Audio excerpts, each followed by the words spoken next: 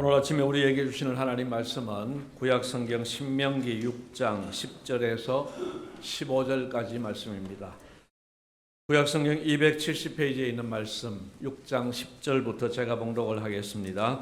내 하나님 여호와께서 내 조상 아브라함과 이삭과 야곱을 향하여 내게 주리라 맹세하신 땅으로 너를 들어가게 하시고 네가 건축하지 아니한 크고 아름다운 성읍을 얻게 하시며 네가 채우지 아니한 아름다운 물건이 가득한 집을 얻게 하시며 네가 파지 아니한 우물을 차지하게 하시며 네가 심지 아니한 포도원과 감람나무를 차지하게 하사 내게 배불리 먹게 하실 때에 너는 조심하여 너를 애굽 땅 종되었던 집에서 인도하여 내신 여호와를 잊지 말고 네 하나님 여호와를 경외하며 그를 섬기며 그의 이름으로 맹세할 것이니라. 너희는 다른 신들 곧 네 사면에 있는 백성의 신들을 따르지 말라. 너희 중에 계신 너희의 하나님 여호와는 질투하시는 하나님이신즉 너희의 하나님 여호와께서 내게 진노하사 너를 지면에서 멸절시키실까 두려워하노라. 아멘. 오늘 설교는 제목을 정하는 과정에서 제가 고민을 많이 했습니다. 끝까지 고민했던 두 가지 제목은 오늘 설교 제목으로 채택된 질투하시는 하나님과 채택되지 못한 배부른 사람에게 주시는 경고입니다. 제목만 보면 전혀 다른 내용으로 보일 수 있겠습니다만 사실은 서로 통하는 내용입니다. 그래서 오늘의 설교는 이 두 가지를 합한 내용으로 볼 수 있겠다 싶습니다. 연결해서 이야기를 하자면은 질투하시는 하나님이 배부른 이스라엘 백성들에게 주시는 경고, 이렇게 되면 좋겠는데 너무 기니까 하나만 택했습니다. 오늘은 3.1절입니다. 107년 전 오늘 3.1 운동을 했던 그때에 비해서 우리나라는 지금 너무 많이 발전되어 있고 너무 많은 복을 받았죠. 어쩌면 본문의 이 질투하시는 하나님께서 우리 한국교회를 향해서도 배부른 사람에게 주시는 경고를 하실 것 같다는 생각이 듭니다. 이제 오늘 본문을 중심으로 해서 질투하시는 하나님께서 배부른 이스라엘 백성들과 배부른 대한민국 백성들에게 주시는 그 경고에 대해서 살펴보고자 합니다. 첫째로 하나님께서는 이스라엘 백성들에게 배가 부를 때 여호와를 잊지 않도록 조심하라고 하셨습니다. 여러분, 우리는 배가 고플 때에도 하나님을 떠날 가능성이 있고 배가 부를 때에도 하나님을 떠날 가능성이 있는 연약한 사람들입니다. 각자 개인차는 좀 있을 겁니다. 나는 배가 고프고 너무 힘들면 하나님을 떠나는가? 나는 살만하면 하나님을 떠나는가? 한번 진단해 볼 필요가 있습니다. 이론적으로, 논리적으로 생각해 보면 전자의 위험성이 더 클 것 같습니다. 예수 믿어도 잘 되는 것 없고 예수 믿어도 병 걸리고 암도 걸리고 전이도 되고 취업도 안 되고 자영업을 시작을 했더니만은 망하고 이런 일들이 반복이 되면은 우리 생각 속에 예수 믿어도 소용없네. 그러면서 하나님을 떠날 가능성이 상당히 높은 거죠. 그런데 이제 이런 논리로 생각해 본다고 하면 후자의 경우 배가 부를 때에는 하나님을 떠나지 말아야 됩니다. 같은 맥락에서 하나님께서 복을 주셔서 하는 일마다 잘 되고 경사가 계속되니까 감사하고 충성하고 헌신할 것 같습니다. 논리적으로는 그렇잖아요. 그러나 이것은 이론이며 논리일 뿐입니다. 우리의 현실을 들여다보면 논리와는 다른 결과를 볼 수 있습니다. 하나님과 멀어지는 사람은요, 이래도 멀어지고 저래도 멀어집니다. 배가 고프면 배가 고파서 하나님을 원망하면서 멀어져요. 그럼 배가 부르면 어떻게 되느냐? 배가 불러서 하나님을 찾지 않습니다. 반면에 하나님과 가까워지려고 하는 사람은 이래도 저래도 하나님과 가까워집니다.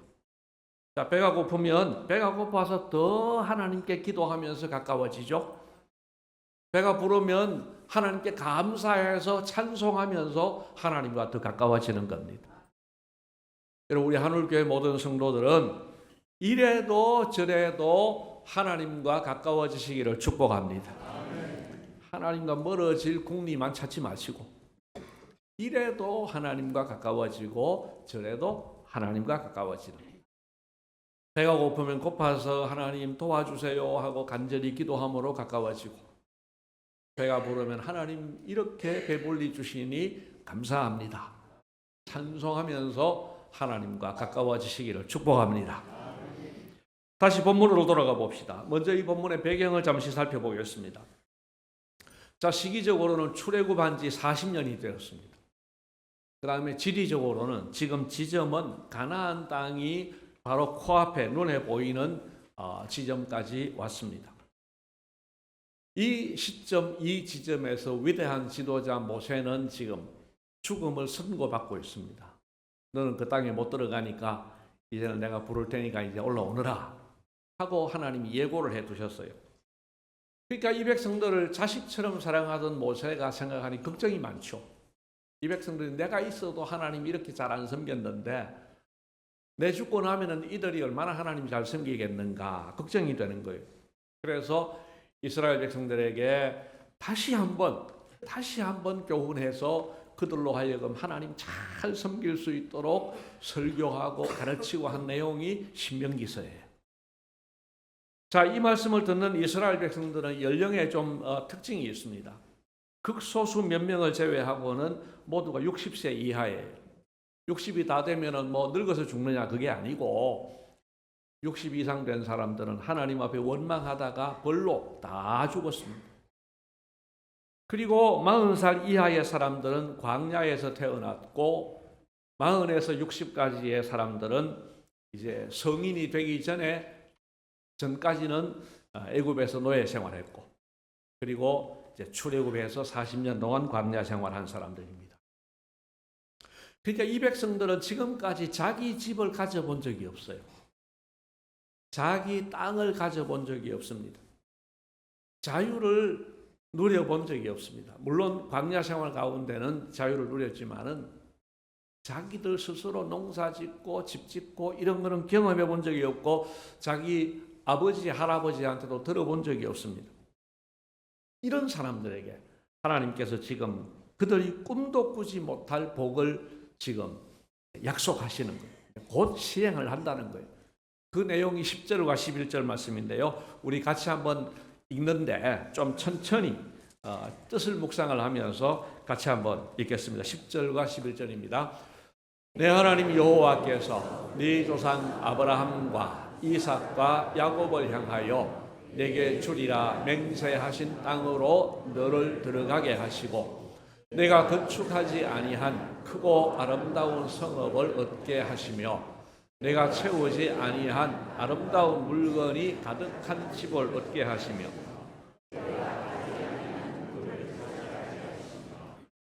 심지 아니한 포도원과 감람나무를 차지하게 하사 내게 배불리 먹게 하실 때에. 아멘.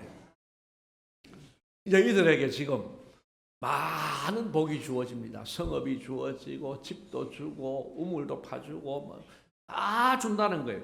그래서 그들이 배가 부를 겁니다. 그런데 그냥 부른 것이 아닙니다. 10절과 11절에 10절의 제일 앞부분과 11절의 제일 마지막 부분을 보면은 내 하나님 여호와께서 너로 하여금 그것들을 차지하게 하사 내게 배불리 먹게 하실 때에 그랬습니다. 전적으로 하나님의 작품이라는 거예요. 하나님께서 이런 파격적인 복을 주신다는 것인데 여러분, 하나님께서 이런 파격적인 복을 주시면 그들은 어떻게 해야 되겠습니까? 당연히 감사하고 보답하고 무엇보다도 최소한 배신은 하지 말아야 되는 것이죠. 마땅히 당연히 그렇게 할 것 같습니다. 그런데 하나님은 벌써부터 걱정이 되셔서 모세를 통해서 경고를 주시는 거예요. 12절 말씀입니다. 12절 같이 읽습니다. 너는 조심하여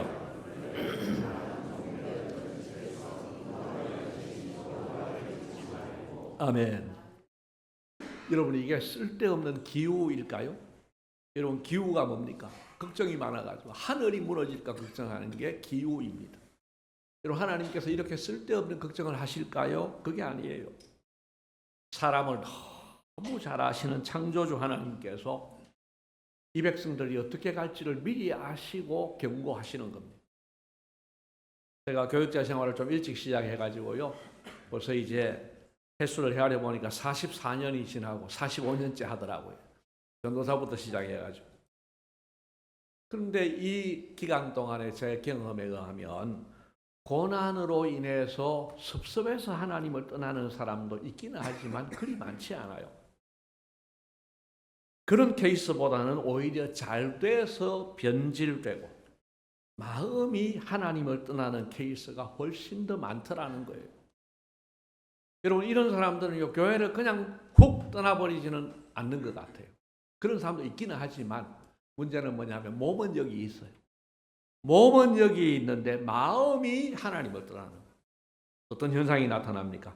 첫째는 하나님의 은혜를 제대로 모르고, 둘째는 하나님에 대한 간절함이 없고, 셋째는 겸손하던 사람이 교만해지고, 네 번째는 하나님을 의지하기보다는 자기의 힘과 능력을 의지하는 사람이 되더라는 거예요. 여러분 이 네 가지 특징에서 나는 자유롭다, 나는 그렇지 않아.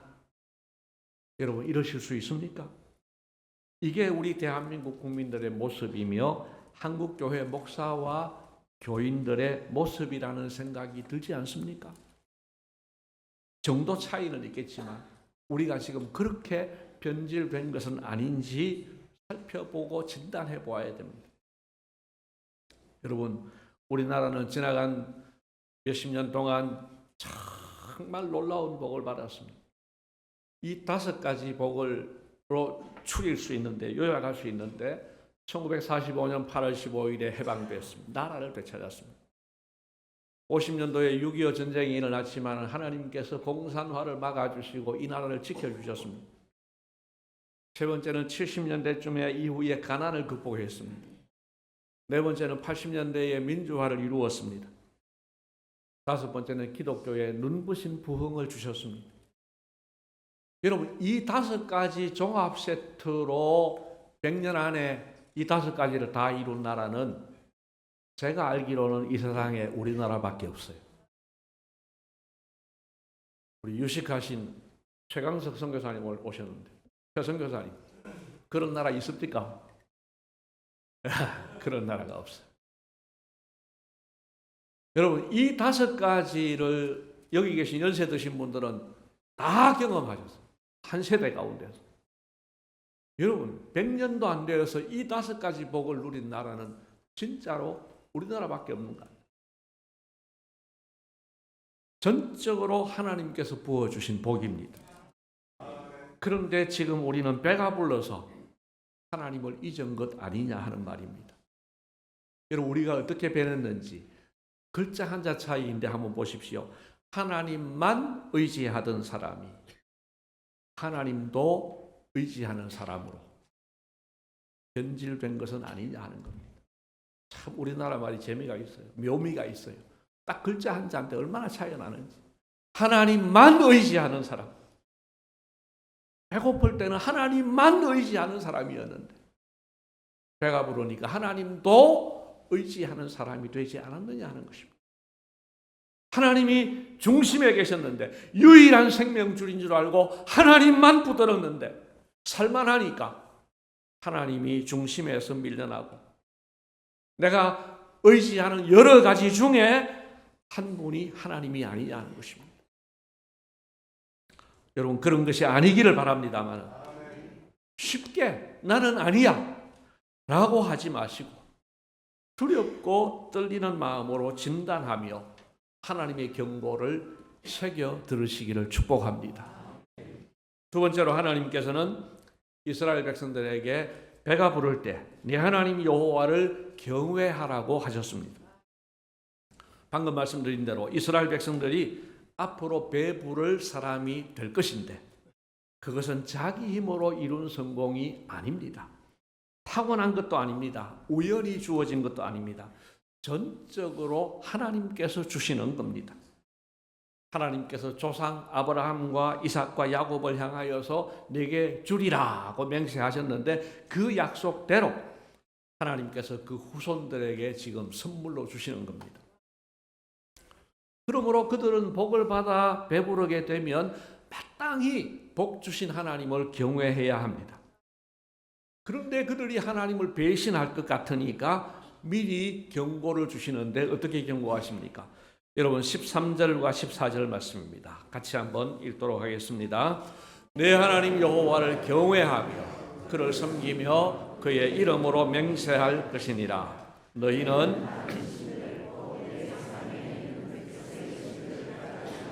아멘. 자, 뭐라고 하십니까? 첫째로는 내 하나님 여호와를 경외해라.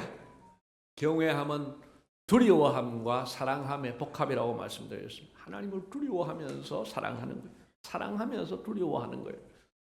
그리고 그분을 섬기고 그의 이름으로 맹세하라고 하는데 이 맹세한다는 것은 우리가 맹세 안 하면 좋지만 꼭 맹세를 해야 될 때는 가장 신뢰할 만한 분, 지존하신 분, 하나님 앞에 맹세하라. 이거는 하나님이 최고라는 거예요. 그래서 하나님을 지존으로 섬기라는 거예요. 그리고 다른 신을 따르지 말라고 하셨습니다.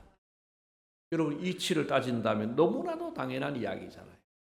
그런데 현실적으로는 그렇게 안 할 가능성이 높으니까 이렇게 강조해서 경고하신 겁니다.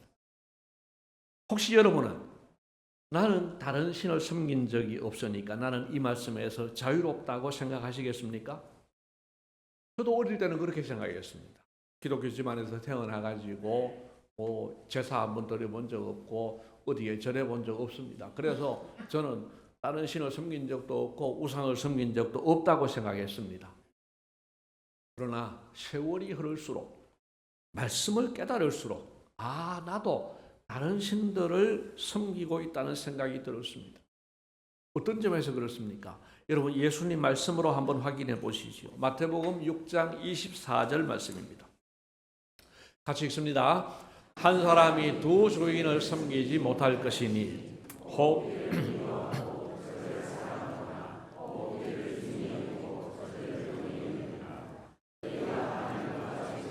겸하여 섬기지 못하느니라. 아멘. 자, 여러분 마지막 문장을 보십시오. 너희가 하나님과 재물을 겸하여 섬기지 못하느니라. 우리 가운데 재물을 섬기는 사람, 재물 앞에 절하는 사람이 누가 있겠습니까? 여러분 집에 가서 돈 좋아한다고 돈 앞에 절합니까? 그런 사람은 없어요. 여기에 하나님과 재물을 겸하여 섬기지 못한다고 하는 말은 둘 중에 뭐든 하나를 더 중요하게 여기고 덜 중요하게 여긴다는 거죠. 무엇을 더 중요하게 여기느냐 하는 것인데 이것은 여러분 속지 말아야 될 것은 내가 생각으로 당연히 물질보다 하나님이 우선이지 이렇게 생각으로 끝나는 게 아니라는 거예요. 이건 어디에서 검증이 돼야 되느냐? 선택할 때 검증이 되는 거예요. 현실 속에서 어느 것을 선택하느냐로 증명되어야 한다는 겁니다.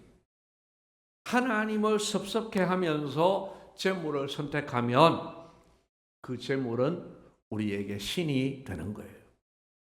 하나님은 2순위가 되고 그 재물이 1순위가 되는 거예요. 여러분 11조 생활을 하는 분들이 저는 100만 원밖에 못 받는데 이 100만 원 가지고 살기도 빠듯한데 어떻게 11조 해요? 좀 돈 많이 벌면 11조 할게요. 이런 생각 할 수 있어요. 근데 여러분 100만 원 버는 사람이 10만 원 11조 하기가 쉬울까요? 1000만 원 버는 사람이 100만 원 하기가 쉬울까요? 벌어본 사람은 100만 원이 큰 거예요. 제가 군대에 있을 때 복권 당첨된 사람이 있어요. 좋은 집사라고 생각했는데 11조 안 하더라고. 1억 5천인가 그래 했는데 11조 내기가 버거운 거죠. 힘든 거죠. 여러분 내 현재의 삶 속에서 물질을 선택하느냐 하나님을 선택하느냐. 또 건강을 잘 관리해야 되고 운동이 너무 중요합니다마는 운동을 너무 중요하게 여겨서 오늘 예배에 빠지고 운동하러 갔다고 하면 그 사람에게 있어서는 운동이 신이 되는 거죠. 건강이 신이 되는 거예요. 같은 맥락에서 가족, 취미, 여행, 자존심 이런 것들이 얼마든지 하나님보다 우위에 있을 수 있고 그때는 그것들이 바로 하나님이 되고 신이 되는 겁니다. 여러분 이렇게 적용해 보면 우리가 하나님만 경외하는 사람인가? 나는 다른 신을 섬기고 있지 않는가? 이런 질문에 대답하기가 쉽지 않다는 겁니다. 정말 우리는 삶의 현장에서 선택할 때 하나님을 1순위로 하고 있느냐 하는 것. 이런 것들을 다 고려하더라도 하나님만 경외하고 다른 신을 섬기지 않는 우리 모두가 되시기를 다시 한번 축복합니다. 마지막 세 번째입니다. 하나님께서는 이스라엘 백성들에게 질투하시는 하나님의 진노를 경고하셨습니다. 15절 말씀을 보시면은 유교 문화권에서 살아온 우리들로서는 잘 납득되지 않는 표현이 하나 있습니다. 그것은 질투하시는 하나님입니다. 우리나라 사람은 이 질투라는 감정에 대해서 긍정적이지 않은 것 같습니다. 왜 그럴까 한번 생각해 봤습니다. 유교 사회였던 그 조선시대 때 나쁜 제도가 많이 있었는데 그 중에 하나가 칠거지약이라는 게 있습니다. 부인을 내쫓을 수 있는 이유 7가지. 사실은 그 말 자체가 말이 안 되는 건데 그 중에 하나가 질투라는 말입니다. 질투. 남편이 첩을 데리고 왔어요. 첩을 모르는 우리 학생들에게는 세컨드를 데리고 왔어요. 눈에서 막 불통이 튈 터인데 그래도 질투하면 쫓겨나. 그러니 뭐라고 해야 됩니까? 아이고 어서 오시게나. 내 혼자 남편 받들기가 힘들었는데 동생도 같이 한번 잘 받들어 봄세. 우리 잘 지내 봄세. 이래야 된다는 거예요. 질투하면 쫓아낸다는 거예요. 참 잘못된 것이죠. 그래서 그런지 우리는 질투에 대해 좋은 감정으로 성숙한 감정으로 생각하지 않는 경향이 있습니다. 그런데 하나님께서는 스스로 질투하는 하나님이라고 하셨습니다. 오늘 본문은 모세가 인용해서 한 이야기지만 앞장에 신명기 5장 9절에 가보면 10계명 가운데 하나님이 스스로 나는 질투하는 하나님이다. 그렇게 말씀하십니다. 우리 생각으로는 이 질투가 우리 사람에게는 어울릴지 몰라도 지존하신 하나님께는 어울리지 않는 감정으로 생각이 됩니다. 그러나 하나님이 우리에게 스스로 질투하는 하나님이라고 하신 것은 사실은 우리가 엄청 감격스럽게 받아들여야 할 표현이요 사건입니다. 왜냐하면 이 뜻은 뭐냐 하면은 하나님이 질투하실 만큼 우리를 사랑하신다는 선언이기 때문입니다. 우리의 못난 모습이 얼마나 많습니까? 그런데 그 하나님께서 내 같은 것을 가리켜서 질투하기까지 너를 사랑한다. 네가 나 말고 다른 거 사랑하면 난 너 질투해. 우리를 그만큼 사랑의 대상으로 존중하고 또 존중하는 그런 표현인 거죠. 여러분이 누군가를 질투하신다면 언제 하십니까? 내가 사랑하는 대상이 나 아닌 다른 사람을 사랑할 때 그때 질투하는 거예요. 나하고 아무 상관없는 사람, 내가 관심 없는 사람이 다른 누구를 사랑하는데 질투하지 않습니다. 그러나 내가 사랑하는 연인이 다른 여자를 사랑하면 질투로 인해 견딜 수가 없습니다. 내가 사랑하는 아내가 다른 남자를 사랑하면 남자는 통이 커서 질투를 안 하시겠습니까? 통 크신 권유택 장로님,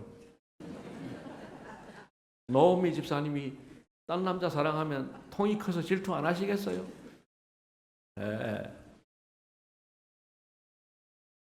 통이 커서 질투 안 하는 게 아니에요. 사랑하면 질투하게 돼 있어요. 남녀노소를 막론하고 사랑하면 그 사랑의 대상이 나 아닌 다른 사람을 사랑할 때 질투하는 거예요. 그래서 오늘 질투하시는 하나님, 이것은 하나님이 그만큼 우리를 사랑하신다는 표현입니다. 그리고 그만큼 우리를 사랑하시기 때문에 하나님 외에 다른 신을 사랑하면 하나님의 진노가 극에 달한다는 거예요. 그래서 오늘 본문에 너희의 하나님 여호와께서 내게 진노하사 너를 지면에서 멸절시키실까 두려워하노라. 이렇게 말씀합니다.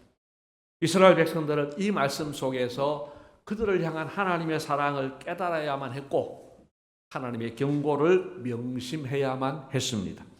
우리 또한 그렇습니다. 우리를 질투하시기까지 사랑하시는 그 하나님의 사랑을 깨닫게 되시기를 바랍니다. 그리고 그 하나님의 경고를 우리도 명심해야만 합니다.